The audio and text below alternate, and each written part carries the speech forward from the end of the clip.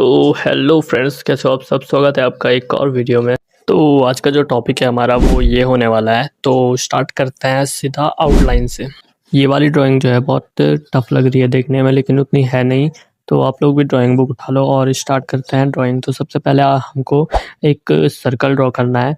तो देखो, जैसे मैं पेंसिल पकड़ रहा हूँ आपको भी ऐसे ही करना है। उससे बहुत ज़्यादा ईजी हो जाता है। तो जैसे ही सर्कल ड्रॉ हो गया उसके बाद आप लोग को उसके सेंटर में एक लाइन खींचनी है और 2 लाइन साइड से खींचनी है, बट सेंटर वाली लाइन थोड़ी बड़ी होनी चाहिए।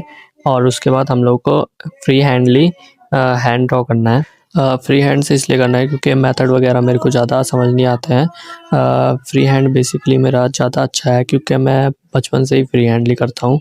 कोई मेथड वगैरह से मैंने नहीं सीखा है।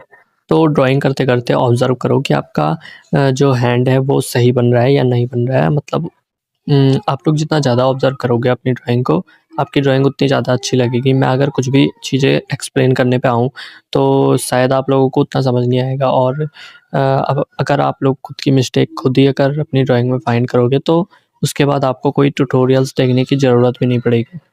तो आप लोगों को वही करना है, मिस्टेक फाइंड करनी है अपनी ड्राइंग में। तो ड्राइंग जो है आउटलाइन में आप लोग कितनी भी मिस्टेक कर लो वो आपकी सही हो सकती है। इसके बाद जो स्क्रैबल करेंगे हम, उसमें थोड़ा टफ होता है कि मिस्टेक को हाइड करना बहुत ज़्यादा टफ हो जाता है। तो हाँ, अगर अभी मिस्टेक हो भी गई है तो उसको इरेज करके दोबारा बना लो। तक आपको खुद ना लगे कि ये परफेक्ट बना है, तब तक आप बनाते जाओ। और देखो, मैं भी यहाँ पे जितनी मिस्टेक कर रहा हूँ उसको इरेज करके दोबारा बना रहा हूँ। तो आपको भी वही करना है। तो हमारी जो आउटलाइन है वो लगभग बन चुकी है। तो जहाँ पे मेरे को अभी मिस्टेक दिख रहा है मैं उनको कवर अप कर रहा हूँ। तो जैसे ये हाथ का था, मैंने उसको इरेज किया और उसके बाद मैंने इसमें थोड़े से मसल्स ऐड करने की कोशिश की है। और ये जो है हेड है, वहाँ पे भी मैंने थोड़ी सी मिस्टेक करी थी, तो उसको भी मैंने ठीक किया। और उसके बाद मैंने थोड़ी बहुत मार्किंग की कि कहाँ पे वो छोटे से हैंड आएंगे।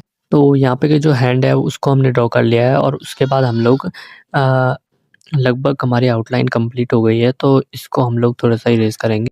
तो आउटलाइन इरेज़ करने से पहले हमको जो जितनी मिस्टेक दिख रही है इसमें, उसको हम लोग ध्यान से देखेंगे कि कहाँ पे मिस्टेक हो रही है और कहाँ पे नहीं। उसके बाद उस मिस्टेक को इरेज़ करते हुए हम दोबारा से वहाँ पे ड्रॉ करेंगे। वीडियो की स्पीड स्लो कर दी है ताकि आप लोग देख पाओ। अब हम लोग इरेज़ करेंगे इसको। तो इरेज़ आपको प्रॉपर्ली करना है, आपको विज़िबल रहे बस उतना ही आपको रखना है। तो अभी इरेज़ का काम हमारा हो गया है और अब हमको करना है स्क्रैबल। तो स्क्रैबल करने के लिए आपको कोई सी भी पेन ले लेनी है ब्लैक। तो उसके बाद आउटलाइन जो है, उस आउटलाइन को थोड़ा-थोड़ा पेन से हल्का-हल्का सा बना के पूरे लाइट प्रेशर के साथ बनाना है। आउटलाइन बना के उसके अंदर जितने जो एरियाज़ होते हैं उसको हमने डार्कनेस के अकॉर्डिंग डार्क करना है। तो जो हमारी आउटलाइन है उसको ध्यान में रखते हुए उसके अंदर पूरा स्क्रैबल करना स्टार्ट कर दो। तो आउटलाइन थोड़ा-थोड़ा सा पेन से हम लोग बनाएँगे ताकि हम लोग को आइडिया आ जाए कि हमको कहाँ पे ज़्यादा डार्क करना है और कहाँ पे लाइट रखना है। डार्कनेस हमको ज़्यादा नहीं करनी है, आउटलाइन पे ज़्यादा डार्क नहीं करना है।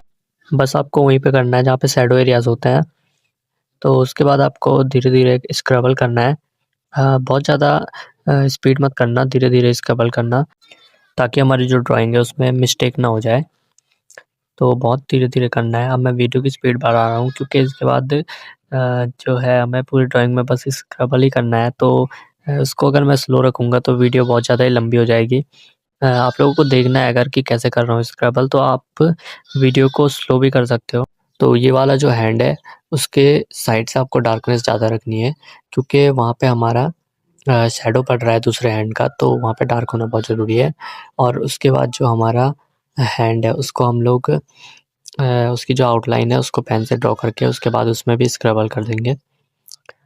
तो जो ये साइड है जहाँ पे मैं डार्क कर रहा हूँ, वो साइड थोड़ा-सा पीछे को है, तो इसके लिए हमको उसको डार्क करना है। अभी जितना स्लो कर सकते हो उतना करना। जितना ज़्यादा फ़ास्ट करोगे उतनी ज़्यादा आपकी ड्राइंग ख़राब होने के चांसेस बहुत ज़्यादा हो जाते हैं। और स्लो करोगे तो आपकी स्क्रैबल करने की जो प्रैक्टिस है वो भी हो जाएगी।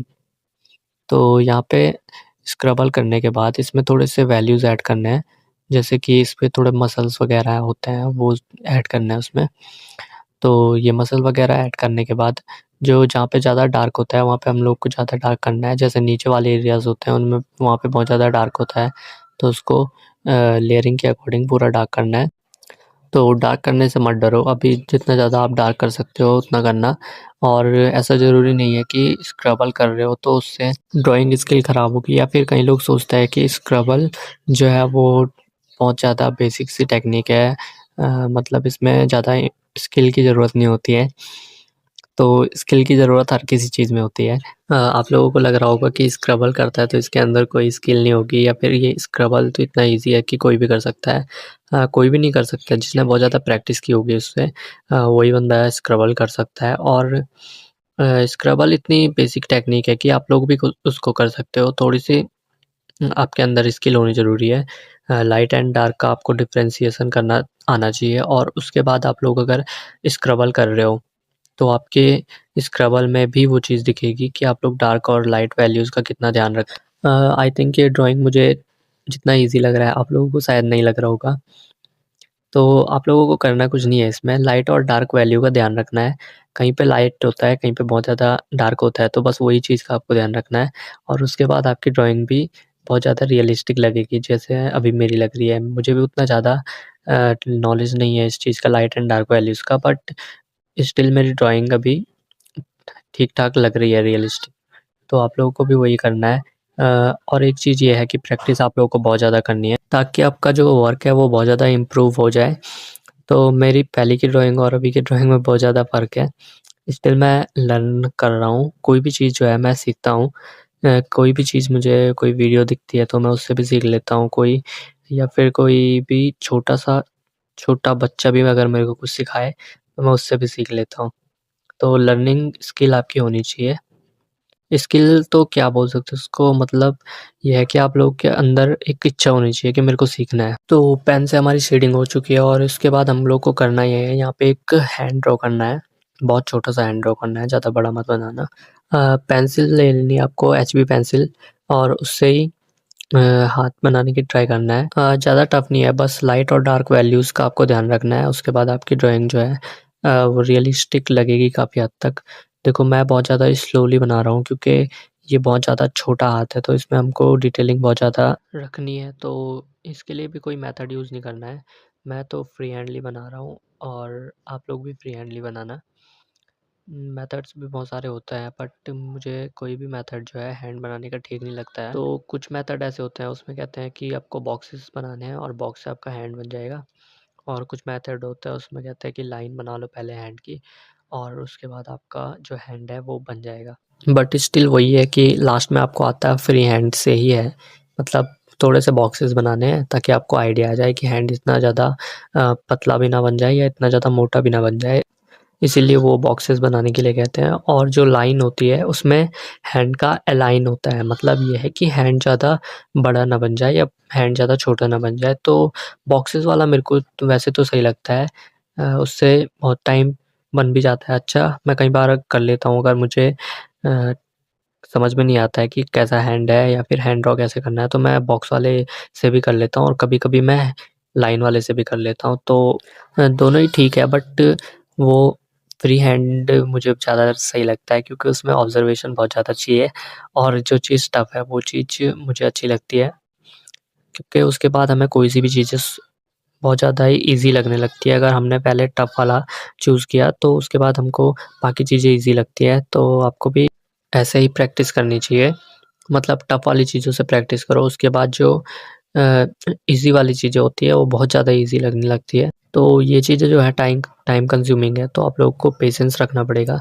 और आर्टिस्ट के अंदर पेशेंस होना बहुत ज़्यादा ज़रूरी है। तो ऐसे ही आपको वैल्यूज़ पे वैल्यूज़ क्रिएट करनी है। उसके बाद आपकी जो ड्राइंग है वो रियलिस्टिक लगेगी काफ़ी हद तक।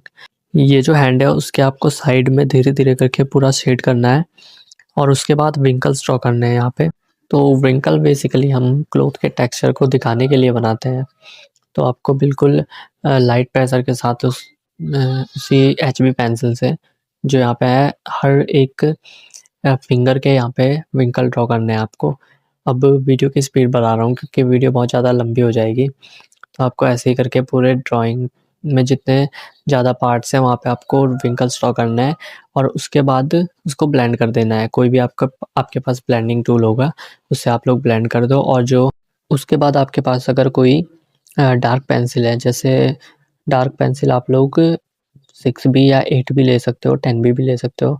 तो जहाँ पे आपके जो व्हीकल्स हैं उनके डेप्थ एरियाज़ को बहुत ज़्यादा डार्क एरियाज़ को दिखाने के लिए वहाँ पे आपको डार्क करना है, और उसके बाद सेम सेकंड हैंड में भी आपको करना है। और उसके बाद जो हैंड का सेंटर वाला पार्ट है वहाँ पे आपको इरेज़ कर देना है। तो सेम आपको दूसरे हैंड में भी करना है, light and dark values create करनी है। और उसके बाद आपकी जो ड्राइंग है वो लगभग अभी कंप्लीट हो गई है, तो आपको इरेज़ वगैरह उसके जो सेंटर पार्ट है वहाँ पे आपको इरेज़ करना है, और उसके बाद वही डेप्थ एरियाज़ को आप लोग को डार्क करना है। और यहाँ पे आपका जो डार्क एंड लाइट का था वो तो आपका कंप्लीट हो गया है, तो कुछ ऐसा भी लग रहा है। और इसके बाद हम लोग को पूरी जो ड्राइंग है हमारी वहाँ पे हमको रेड पेन अप्लाई करनी है। तो उसके लिए आप लोग रेड पेन ले लो, जो जेल पेन होती है रेड वाली, तो वही आपको लेनी है। तो रेड जेल पेन को लेकर आपको पूरी ड्राइंग में आपको अप्लाई कर देनी है। तो स्क्रबल करते हुए पूरी ड्राइंग में अप्लाई कर देनी है। वीडियो की स्पीड बढ़ा रहा हूँ, तो ऐसे आपको पूरी ड्राइंग में अप्लाई करना है। और जो हैंड है, जो छोटे से हैंड हमने बनाया है फेस पे, तो वहाँ पे आपको करना ये है कि वहाँ पे थोड़े से रेड रेड जो उसके फिंगर टिप्स है वहाँ पे आप लोग रेड कर सकते हो। वीडियो अच्छी लगी हो तो लाइक, कमेंट, शेयर, सब्सक्राइब। मिलते हैं नेक्स्ट वीडियो में।